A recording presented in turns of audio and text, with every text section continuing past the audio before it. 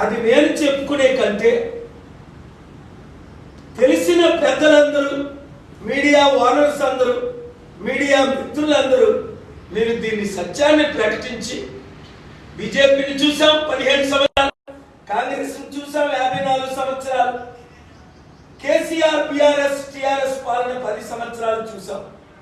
Praja Shanti party 17 అభ్యర్థుల్లో తెలంగాణలో కనీసం 10-12 ఎంపీలు గెలిపిద్దాం. 17 గెలిపిస్తే వండర్ఫుల్. ఆంధ్రప్రదేశ్లో 175 ఎమ్మెల్యేల్లో కనీసం ఒక 100 మందిని గెలిపిద్దాం. చంద్రబాబు నాయుడు గారు 5 లక్షల కోట్లు అప్పు చేశారు. జగన్మోహన్ రెడ్డి గారు 7-8 లక్షల కోట్లు అప్పు చేశారు. 13 లక్షల కోట్లు అప్పు తీర్చడానికి డబ్బు లేదు. సెక్రటరేట్ ని జగన్మోహన్ రెడ్డి గారు 360 కోట్లకి బ్యాంకుకి అమ్మేశారు. వడ్డీకి ఘోరమైన అప్పులు తీసుకొచ్చారు. కనుక పాలన వారంతా అప్పుల పాలన, అవినీతి పాలన, అక్రమ పాలన, కుటుంబ పాలన, కుల పాలన చేశారు. ఎవరిని పర్సనల్ గా నేను అటాక్ చేయను. అయితే అన్పార్లమెంటరీ వర్డ్స్ వాడను. ప్రపంచంలో 197 దేశాల్లో ఈరోజు రష్యాకు విరుద్ధంగా యుక్రెయిన్కి మద్దతు ఇవ్వడానికి నా పిలుపు మేరకు 2022-23లో 192 దేశాలు చేయూతనిచ్చాయి. మన దేశాన్ని అభివృద్ధి చేయాలి అంటే, ఇప్పుడున్న ట్రిలియన్స్ ఆఫ్ డాలర్ అప్పు తీర్చాలి అంటే, నా ప్రియుల మిత్రులు మోదీ గారు నెలకి 1,00,000 కోట్లు అప్పు చేశారు. అప్పు తీర్చి ఆంధ్రాను అమెరికా చేయాలన్నా, తెలంగాణని అభివృద్ధి చేయాలన్నా, భారతదేశాన్ని నెంబర్ 1 చేయాలన్నా ఇప్పుడు 102వ స్థానంలో ఉంది అప్పుల్లో. కూరుకుపోయి ఉన్నాం. ఇంకా అప్పులు ఇవ్వరని world bank chairman, IMF chairman నాతో చెప్పిన సంగతి ఇప్పుడున్న గవర్నమెంట్లకు తెలుసు. కనుక అప్పులు తీర్చి అభివృద్ధి చేయాలి అంటే బాబు మోహన్ గారు లాంటి వారు, హరిప్రసాద్ గారు లాంటి వారు, రావు గారు లాంటి వారు, professors, doctors, engineers, IAS IPS, ఇప్పుడు కర్ణాటకలో MP రిటైర్డ్ DGP సాంగ్లియానా గారు ప్రజాశాంతి పార్టీకి ప్రెసిడెంట్. ఇప్పుడు ఈ రోజు నుండి బాబు మోహన్ గారు తెలంగాణకి ప్రెసిడెంట్. అలాగే ఆంధ్రప్రదేశ్లో కూడా మాకు టీడీపీ వద్దు, వైసీపీ వద్దు, బి బాబు, జే జగన్, పి పవన్ వద్దు అన్నవారందరూ రేపు బాబు మోహన్ గారు విశాఖపట్నంలో ఉంటున్నారు. అనేక వందల మంది జాయిన్ అవుతున్నారు పార్టీలో. ఆలస్యం చేయకుండా మీరు మార్పు కావాలన్న వారందరూ జాయిన్ అయిపోండి. అభివృద్ధి చేద్దామన్న వారందరూ జాయిన్ అయిపోండి.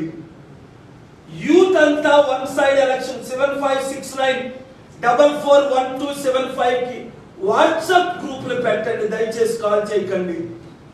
గుంటూరు అని పెట్టండి, వరంగల్ అని పెట్టండి, ఖమ్మం అని పెట్టండి, మెదక్ అని పెట్టండి, సికింద్రాబాద్ అని పెట్టండి. ముందు సికింద్రాబాద్ ప్రజాశాంతి పార్టీ, వరంగల్ ప్రజాశాంతి పార్టీ. ప్రతి గ్రామంలో ఒక వాట్సాప్ గ్రూప్ తయారు చేయండి. వరంగల్లో ఉన్న మండలాలు 7 కదండి, 7 మండలాలు, 7 ఎమ్మెల్యే నియోజకవర్గాలు, దాదాపు 7×5=35 మండలాలు. రండి. 4 లక్షల క్రైస్తవులు ఉన్నారు. 2 లక్షల మంది నిరుద్యోగులు ఉన్నారు వరంగల్ చుట్టూ. మీ అందరికీ ఉద్యోగాలు ఇస్తాం. ప్రపంచంలో డబ్బు ఎక్కువైపోయింది, మనకి దరిద్రం ఎక్కువైపోయింది. చైనా 100 దేశాలకు అప్పిస్తుంది, మనం 100 దేశాల్లో అప్పడిగితే ఇవ్వట్లేదు. మీడియాలో చూస్తే ఇండియా నెంబర్ 1 అంటున్నారు. రికార్డులో చూస్తే ఇండియా 197 దేశాల్లో 102వ స్థానం. అవినీతిలో, అక్రమంలో, కుటుంబ పాలనలో, అప్పుల పాలనలో 100 కంటే దిగజారిపోయి ఉంది. కాబట్టి కాంగ్రెస్ కుటుంబ పాలన చూసాం 54 సంవత్సరాలు, వద్దు. కుల పాలన చూసాం 77 సంవత్సరాలు, వద్దు. మత పాలన చూస్తున్నాం, వద్దు. ప్రజాశాంతి పార్టీ అవినీతి లేని రాజ్యం అంటే అందరూ అవినీతి చేస్తున్నారు, అందరికీ అధికారం. ఇప్పుడు కొంతమందికే అధికారం, కొన్ని కుటుంబాలే, కొన్ని కులాలకి. అందరి అభివృద్ధి మన ధ్యేయం. ఇప్పుడు కొందరే అభివృద్ధి పొందారు. మార్పు రావాలి. ఆ మార్పు ప్రతి విద్యార్థి, ప్రతి కార్మికుడు, ప్రతి నిరుద్యోగి, ప్రతి అమరవీరుడి కుటుంబం అభివృద్ధి చేయడం గురించి నాకు వదిలేయండి, ప్రజాశాంతి పార్టీకి వదిలేయండి. మీరు గ్రూపులు పెట్టండి, కమిటీలు వేయండి. మీరే మా కమిటీలు. ఒక్కొక్కరు 100 మందిని గ్రూప్ పెట్టండి, మినిమం 1000 మందిని పెట్టండి.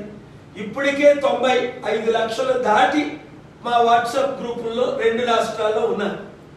ప్రతి ఒక్కరి గ్రూపులో చేరుకోండి. ఒక్క అవకాశం, తెలంగాణలో 10-12 పార్లమెంట్ సీట్లు గెలిపించండి. 100 రోజుల్లో అభివృద్ధి అంటే ఏంటో చేసి చూపిస్తాం. మరలా 100 కంపెనీలు తీసుకొస్తాం. ఆంధ్రప్రదేశ్లో మినిమం 35 సీట్లు గెలిచినా, ఒకవేళ టీడీపీ 60-70 గెలిచిన, వైసీపీ 60-70 గెలిచిన, కేజ్రీవాల్ 32 సీట్లతో ఢిల్లీ సీఎం ఎలాగయ్యారు, కుమారస్వామి కర్ణాటకలో 24 సీట్లలో 224లో ఎలా సీఎం అయ్యారో, ఒక బీసీ కాపుని, ఇంతవరకు బీసీ కానీ కాపు కానీ ముఖ్యమంత్రి కాలేదు. ఆంధ్రప్రదేశ్లో ఒక బీసీ కాపు, అది నేనా, అది ఇంకొక అభ్యర్థ? నేను ఎందుకంటే ఆల్రెడీ విశాఖపట్నం ఎంపీగా పోటీ చేస్తున్నాను, మంచి స్పందన ఉంది కనుక రండి. మన తెలుగు సత్తా దేశానికి, ప్రపంచానికి చూపిద్దాం. స్టీల్ ప్లాంట్ అమ్ముకుంటూ ఆపాం, 8,000 కోట్లు డొనేషన్ ఇస్తున్నాం. Thank you very much. అభివృద్ధి చేసుకుందాం, అప్పులు తీర్చుకుందాం, దేశాన్ని కాపాడుకుందాం.